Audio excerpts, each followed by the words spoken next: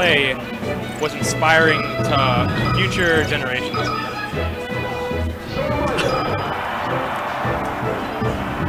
I'm gonna write that down. All right, game 1, jumping into it.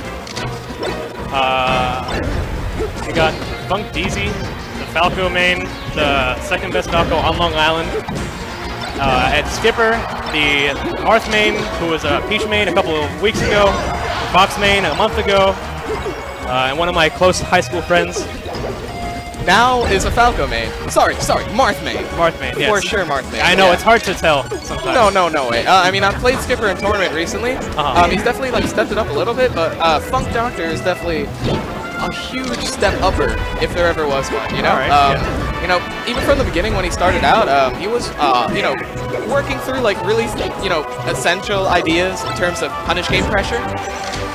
But his on-hit combo game, you know, that's what he's developed, basically, so far. And like, over time, he realized, you know, oh, okay, if you DI this way, I can do this. But if you DI that way, I have to choose a different option. Yeah. And so, basically, he's put himself in positions where if he gets the hit, he now accounts for percent in such a way that, you know, he at least knows he can be mindful of the follow-ups he needs. Yeah. And so I think that's, you know, Skipper could develop that a little bit more. He knows what he likes to do.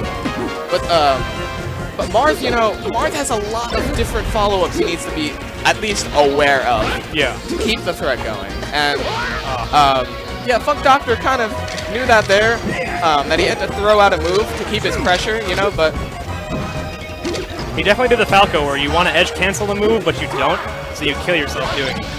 And, dude, he's still up to stock right now. Looking pretty good for him in terms of the matchup. This matchup is kind of tough. I don't know what your opinion on it is, but and I feel like Marth's in whose favor? Marth's favor or Falco's? I would put it as even, but I would put the punish game, like, sort of simplicity on Marth in this case.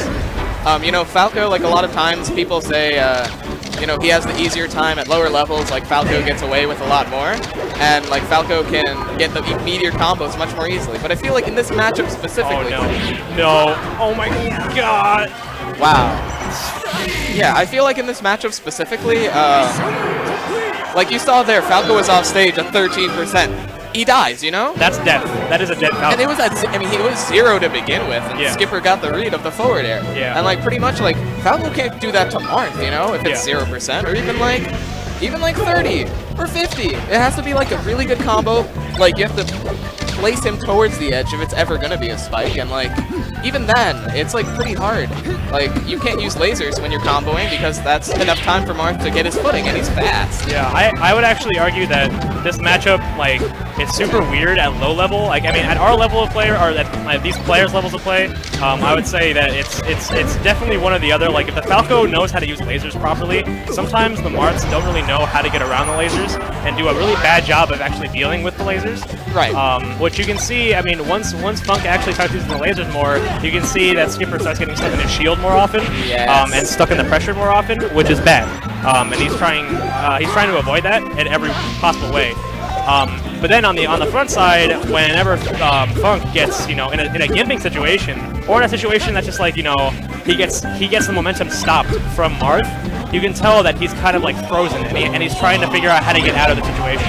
And that's one adjustment, man, and that's like a pretty simple adjustment, you know? Like, I guess he feels like he still has that momentum from the last game. Yeah. That's probably what's pushing him to be a little bit more aggressive, laser a little bit less, and like kind of just play the positioning game a little bit more. Like he's probably just that more confident, you know? That much more confident than he...